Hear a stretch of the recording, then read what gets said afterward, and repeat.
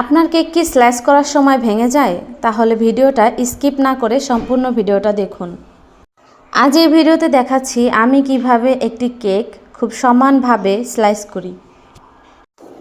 আজ এই ভিডিওতে আপনাদেরকে আমি 3টা টিপস দিব, অবশ্যই ফলো করবেন।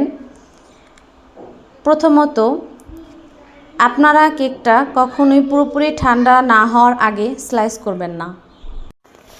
দ্বিতীয়ত, ধারালো একটা নাইফ ব্যবহার করবেন, আর এটা উপর থেকে বেশি চাপ দিয়ে না, সামনে পেছনে চালাবেন। একটা কেকের লেয়ার যদি সুন্দর হয় তাহলে ফিলিং, ক্রাম কোট এবং ফাইনাল ফিনিশিং অনেক বেশি সুন্দর হয়। তাই স্লাইস করুন, আস্তে আস্তে করবেন, সামনে পিছনে ছুরি চালাবেন, মানে নাইফ চালাবেন।